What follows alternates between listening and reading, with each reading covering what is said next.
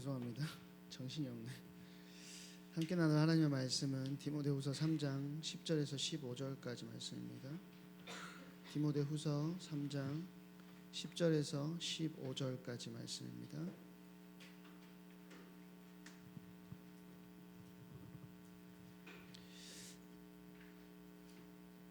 우리 디모데후서 3장 10절에서 15절까지 말씀 저 한 절 여러분 한 절 이렇게 읽도록 하겠습니다. 나의 교훈과 행실과 의향과 믿음과 오래 참음과 사랑과 인내와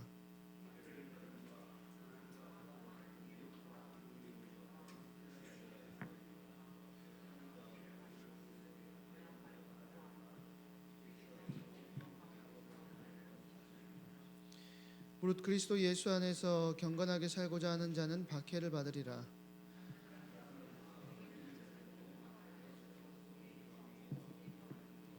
그러나 너는 배우고 확신한 일에 거하라. 너는 내가 누구에게서 배운 것을 알며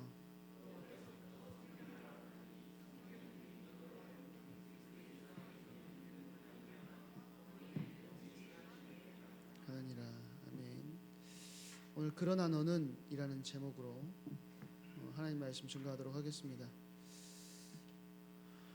힘들지요? 믿음의 길을 우리가 걸으며 생활하다 보면은 이런 말들을 들을 때가 있지요. 야, 교회 다니는 사람들도 다 똑같아. 그냥 그러니까 너도 너무 유별나게 그렇게 안 해도 돼. 이런 말들을 들을 때가 있습니다. 그러니까 이 말의 뜻은 결국 하나죠. 그러니까 다르게 살려고 하지 말라는 거예요. 또 세상 사람들이 사는 것처럼 너도 살으라는 것이죠. 그런데 오늘 성경은 우리에게 다르게 말합니다. 오늘 본문 앞에서 바울은 말세를 살아가는 사람들의 모습을 이야기하고 있어요. 우리가 오늘 읽지는 않았지만 사람들이 어떻게 살아가고 있다라고 이야기를 하냐면 하나님보다 자기를 사랑하고 돈을 사랑하고 쾌락을 사랑하며 살아간다고 이야기를 합니다. 그런데 바로 이어가지고 바울은 디모데에게 그렇게 이야기를 하는 거예요. 그러나 너는 그렇게 살지 말라는 거죠. 다른 사람들은 그렇게 살아도 너는 그렇게 살지 말라는 거죠. 세상이 그렇게 흘러가도 너는 다르게 살아야 된다라고 이야기를 하고 있다라는 거예요. 오늘 이 말씀을 가지고 오늘 어떻게 우리가 살아야 하는지 함께 생각해 보려고 합니다. 10절과 11절입니다. 10절과 11절 다시 한번 보면은요. 나의 교훈과 행실과 의향과 믿음과 오래 참음과 사랑과 인내와 박해를 받음과 고난과 또한 안디옥과 이고니온과 루스드라에서 당한 일과 어떠한 박해를 받은 것을 내가 과연 보고 알았거니와 주께서 이 모든 것 가운데서 나를 건지셨느니라. 이렇게 이야기합니다. 여기서 보고 알았다 이 말은 단순히 눈으로 보기만 했다는 뜻이 아니에요. 지금 디모데가 바울이 겪었던 고초, 환난, 위기들을 옆에서 다 봤다라는 거죠. 근데 바울의 삶을 여기서 그냥 눈으로만 봤다는 말이 아니라 바울의 삶을 가까이서 보고 배우고 따라갔다라는 의미를 가지고 있어요. 그래서 디모데는 세상을 따라가거나 자기 욕심을 따라 산 사람이 아니었다라는 것을 오늘 본문을 통해서 알 수 있는 것이죠. 디모데는 이제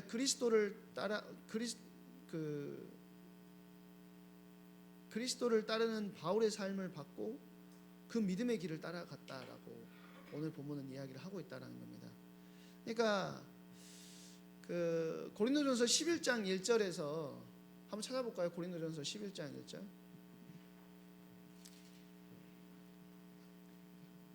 성경이 없습니까? 고린도전서 11장에 보면은요. 11장 1절에 보면 이렇게 이야기합니다. 우리 다 같이 찾은 분들 다 같이 합독해서 읽겠습니다. 시작. 내가 그리스도를 본받은 자 된 것 같이 너희는 나를 본받는 자가 되라. 바울이 스스로에게 뭐라고 이야기하냐면 나는 그리스도를 본받는 자가 되고 있어. 나는 그리스도를 본받아 가고 있어. 너희는 나를 본받아라. 그 말을 하고 있거든요. 그러니까 바울은 예수님을 따랐고 디모데는 그런 바울을 따라갔다라는 거죠. 그러니까 결국 디모데는 바울을 통해서 누구를 따라간 겁니까? 예수 그리스도를 닮아가고 따라갔다라는 거예요. 사실 우리도 지금 돌아봐야 된다라는 거죠. 지금 나는 무엇을 따라가고 있느냐. 이게 굉장히 중요합니다. 친구들의 말을 따라갈 수도 있고 또 세상의 분위기를 따라가는 것이 익숙해질 수도 있어요.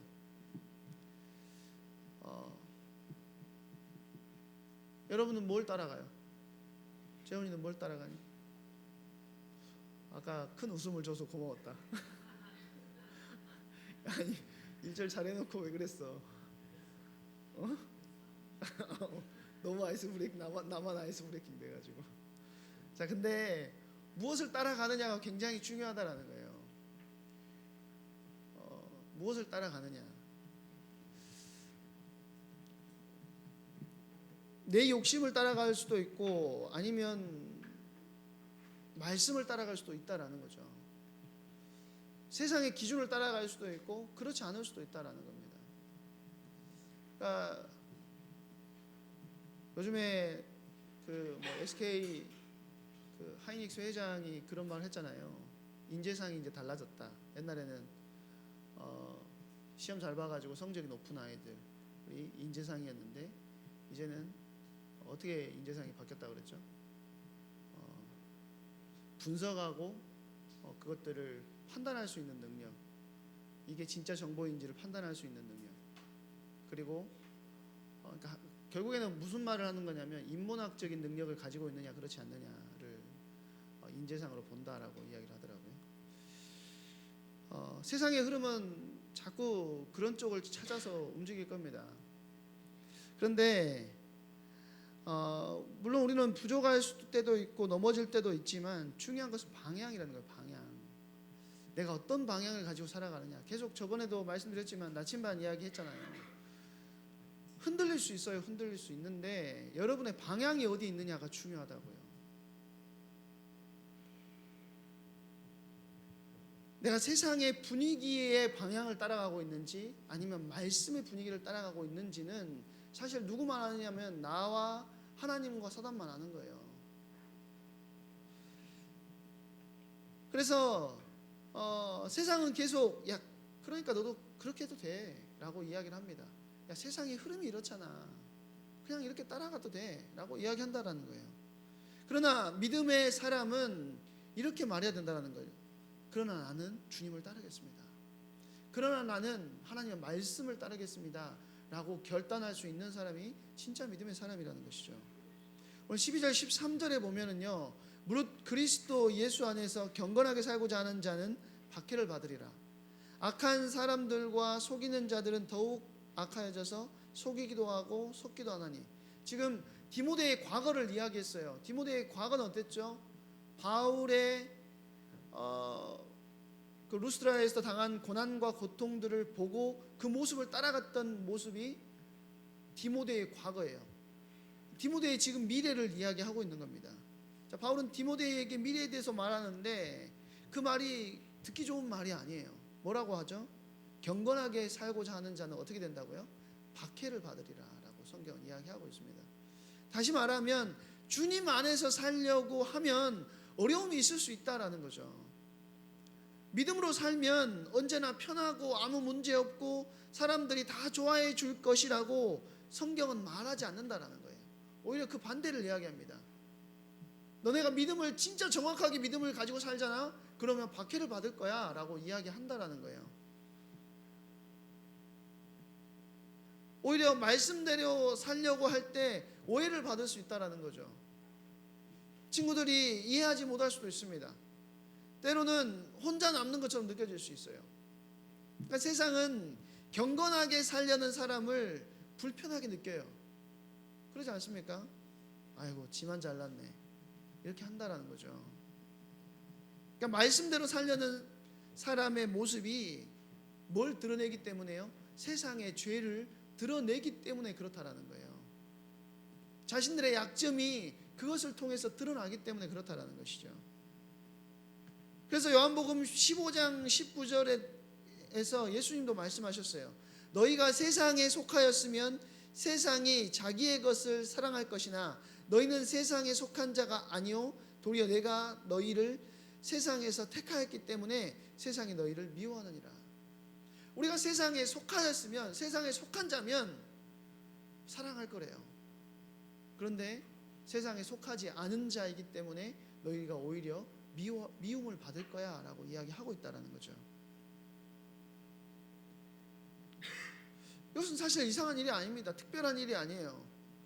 성경에 보면 예수님도 미움을 받았고요, 바울도 고난을 받았고, 디모데도 그런 길을 가게 될 것이다 라고 이야기하고 있는 것이죠.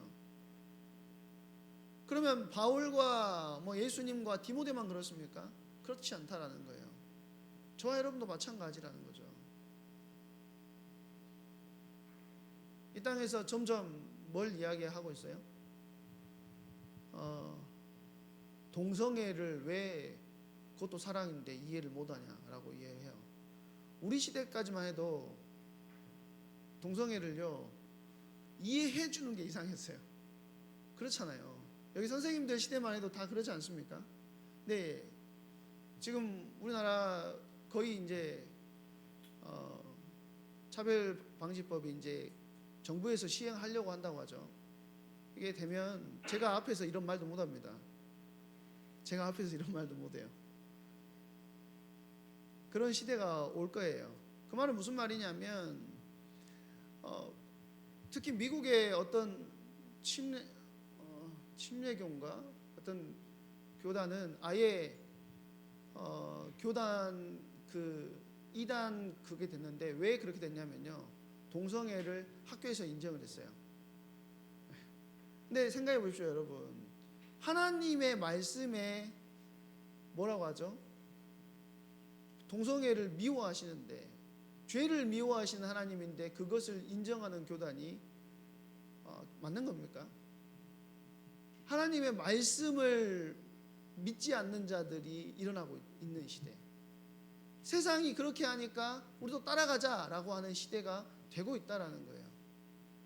그런데 여러분들이 그런 세상 속에서 정확한 눈을 가지고 그 사람들을 손가락질하는 게 아니라 그 사람들 가운데 거기에서 빠져나올 수 있는 길을 알려주는 게 하나님 자녀의 진짜 모습이라는 거예요.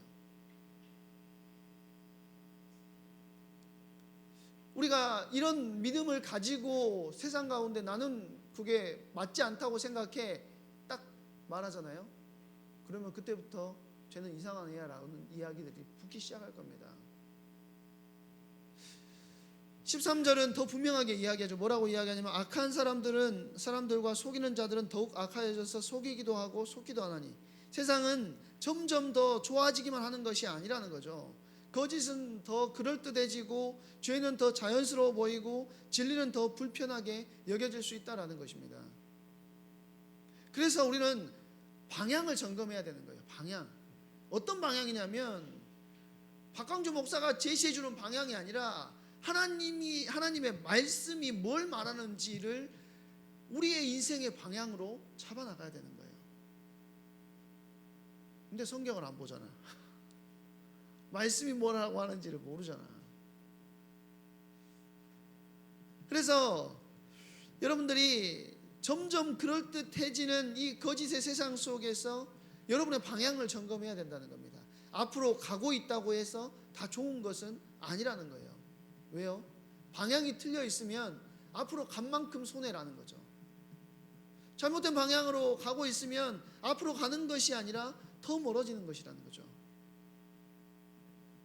제가 한 번은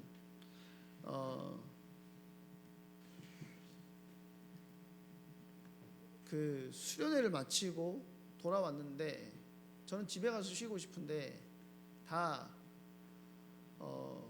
축구 응원을 간대요.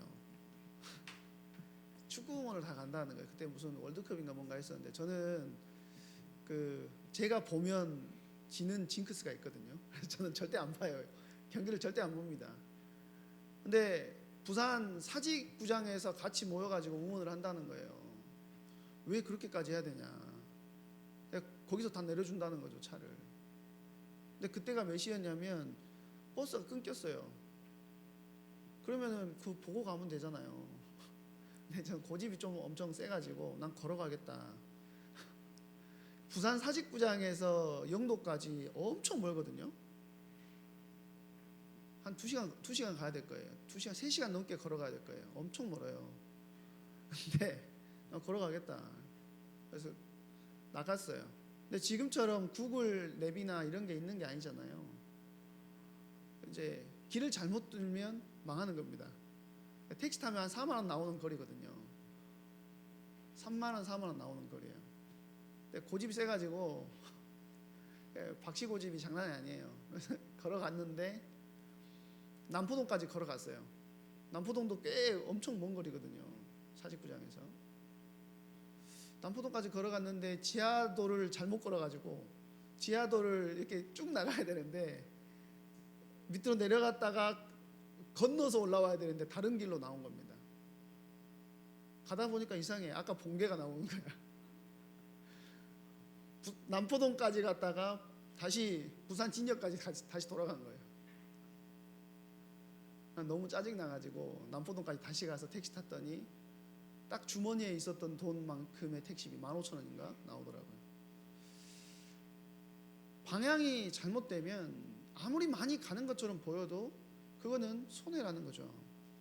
내가 지금 겪는 어려움이 무엇 때문인지 생각해 봐야 돼요. 말씀대로 살려고 하기 때문에 겪는 어려움입니까? 아니면 잘못된 방향으로 가고 있기 때문에 생기는 마음의 불편함입니까? 주님을 따르는 길에는 어려움이 있을 수 있다는 거예요. 그러나 그 길은 사실 바른 길입니다. 고난이 있어도 주님이 함께 하시고 그 속에서 하나님의 일들을 이뤄 나가실 거예요. 그러나 반대 방향은 그렇지 않다라는 것이죠. 바울은 11절에서 이렇게 고백했습니다. 주께서 이 모든 것 가운데서 나를 건지셨느니라. 바울은 고난을 피하지 않았지만 주님은 그 고난 가운데서 바울을 붙드셨고 건지셨다라는 거예요. 주님을 따르다가 어려움을 만날 수 있지만 주님은 우리를 버려두지 않으신다라는 것입니다. 주님은 그 모든 상황 가운데서도 우리와 함께 하신다라는 거예요. 14절 15절입니다. 그러나 너는 배우고 확신한 일에 거하라. 너는 내가 누구에게서 배운 것을 알며 또 어려서부터 성경을 알았나니 성경은 능히 너로 하여금 그리스도 예수 안에 있는 믿음으로 말미암아 구원에 이르는 지혜가 있게 하느니라. 오늘 본문에서 가장 중요한 명령은 이겁니다. 거하라. 명령이 계속 나오는데요. 계속 말씀 안에 있으라는 거예요. 네가 배우고 확신한 일에 계속 거해라. 그러니까 세상이 흔들어도 어려움이 있어도 사람들이 다르게 말해도 네가 배운 진리 안에 머물라는 거예요. 그렇다면 디모데는 왜 자신이 배운 것을 확신할 수 있었죠? 두 가지 이유가 있었다는 거예요. 첫 번째는 누구에게 배웠느냐. 디모데는 바울에게 배웠고 또 어려서부터 외조모 로이스와 어머니 유리기를 통해서 믿음의 가르침을 받았다는 것이죠. 믿음의 사람들에게 어려서부터 하나님의 말씀을 배웠다는 거예요. 두 번째는 뭘 배웠죠? 디모데는 다른 걸 배운 게 아니라 성경을 배웠어요. 15절은 어려서부터 성경을 알았나니 그렇게 이야기합니다. 디모데가 어릴 때 배운 성경은 우리가 보고 있는 신약 성경이 아니라 구약 성경이었겠죠. 그리고 바울을 만나면서 예수 그리스도에 대한 복음과 사도의 가르침도 배웠을 것입니다. 결국 디모데는 하나님의 말씀을 배웠다라는 거예요.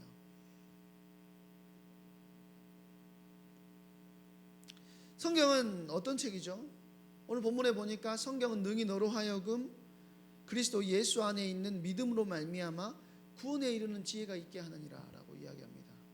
성경은 단순히 좋은 말이 적힌 책이 아니라 성경은 우리를 구원으로 인도하는 하나님의 말씀이라는 것이죠. 성경은 우리가 누구인지 무엇을 믿고 어떻게 살아야 되는지를 알려준다라는 거예요. 그래서 말씀을 붙드는 사람은 세상의 흐름에 떠내려가지 않을 수 있다라는 것이죠.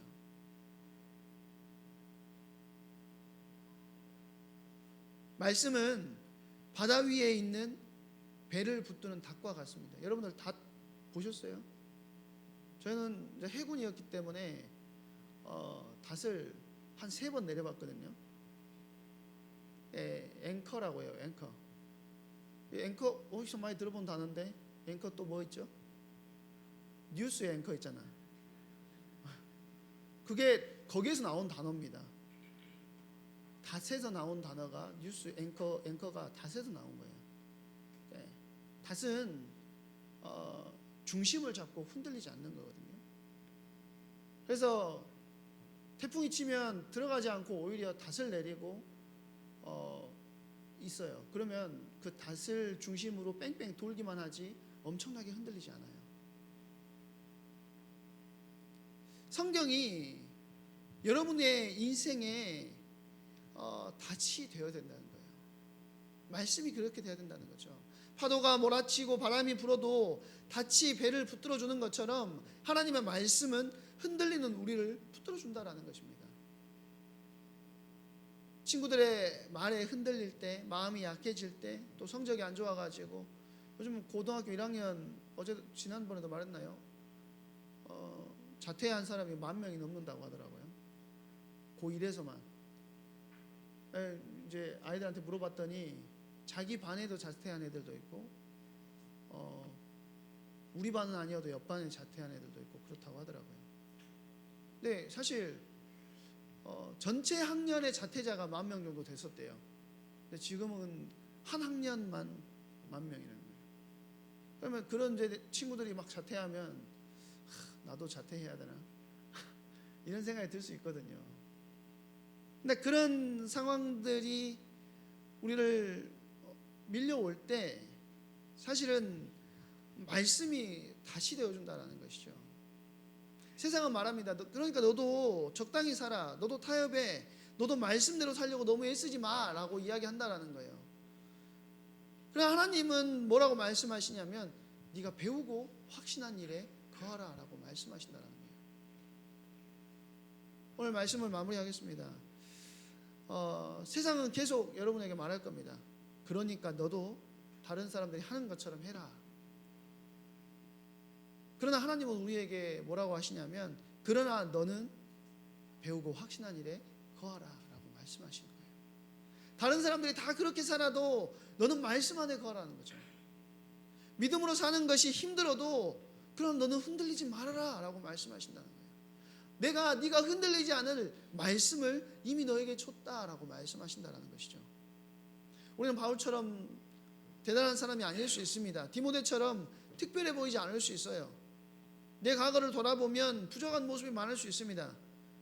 그러나 중요한 건 뭐죠? 오늘이라는 거예요. 오늘 내가 말씀 안에 거하는 거, 오늘 내가 주님을 따르기로 결단하는 거, 그것이 믿음의 길이라는 것이죠. 그래서 여러분들이 오늘 결단했으면 좋겠습니다. 나는 말씀 안에 거하겠습니다. 나는 주님을 따르겠습니다. 오늘 우리 모두가 이렇게 고백하는 응답의 하루가 되기를 바랍니다. 우리 이 시간에 같이 찬양했으면 좋겠습니다. 이 찬양 했더니 목사님 초등학교 때 한번 들어봤는데요. 이렇게 말을 하던데 격세지감을 느낍니다.